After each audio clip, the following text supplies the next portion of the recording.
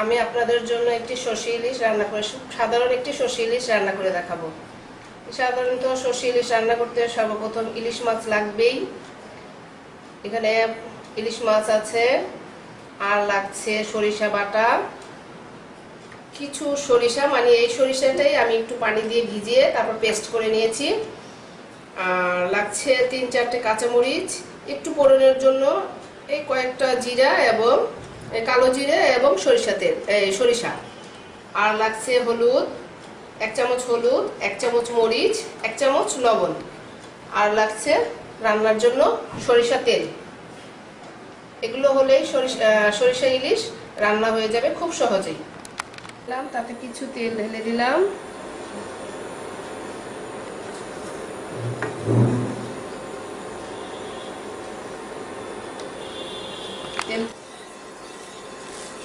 তেলটা একটু গরম হয়ে আসলে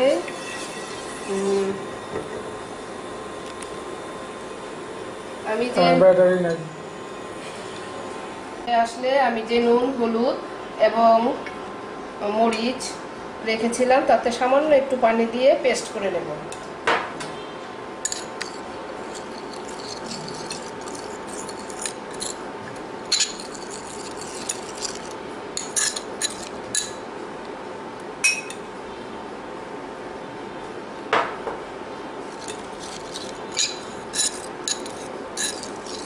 এটাই আমি এখন তেলের মধ্যে ছেড়ে দেব।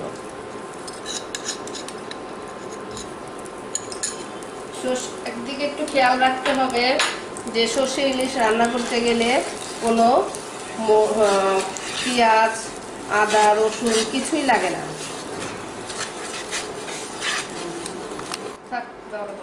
3 মিনিট কষাতে হবে মশলাটা, যাতে একটু তেল ছাড়ে।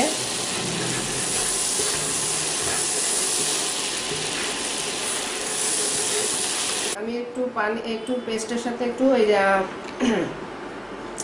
আমি এই সরিষার সাথে একটু ওই যে ভিজিয়ে রেখেছিলাম সেই পানিটাই সরিষার মধ্যে দিয়ে একটু পেস্ট করে নিলাম। এভাবে নাড়াচাড়া করে পেস্টটা তৈরি করে নিতে হবে, মানে পানিটার সাথে মিশিয়ে দিতে হবে। এখন তেল প্রায় ছেড়ে দিচ্ছে মশলা থেকে। এখন আমি মাছগুলো দিয়ে দেব। মাছগুলো দিয়ে কয়েক মিনিট উল্টে পাল্টে নেব, যাতে ইলিশ মাছের তেল মশলা নিয়ে যায়।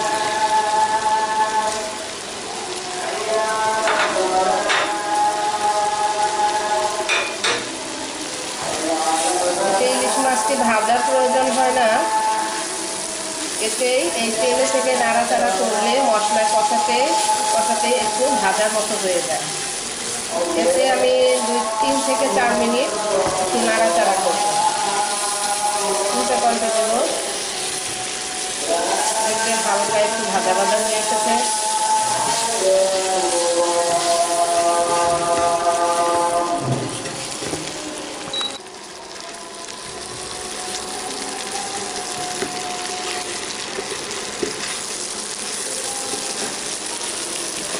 সর্ষে ইলিশ রান্না করতে খেয়াল রাখতে হবে আদা, রসুন, পেঁয়াজ কিছুই দেওয়া যায় না।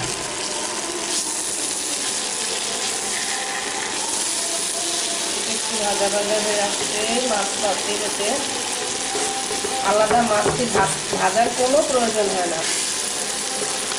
রেখেছিলাম এবং একটু পানি দিয়ে তা পেস্ট করে মাছের মধ্যে ছেড়ে দিচ্ছি।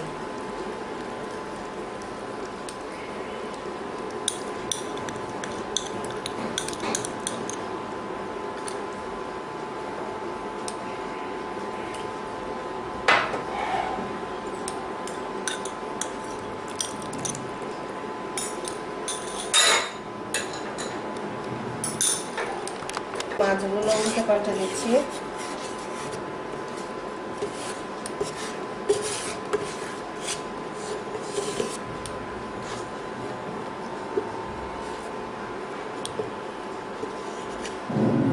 রান্না করতে বড় জোর 6 থেকে 7 মিনিট বা 8 মিনিট লাগতে পারে।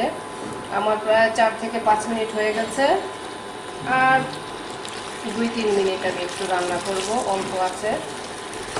একই কাঁচামরিচ 2-3টা কাঁচামরিচ দিয়ে দিচ্ছি।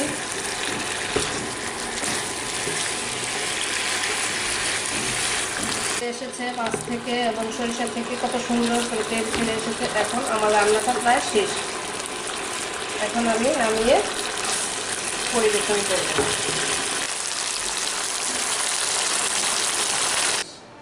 খুব সহজ এবং খুব সুস্বাদু। সরু সাদা ভাতের সাথে খেতে খুবই মজাদার।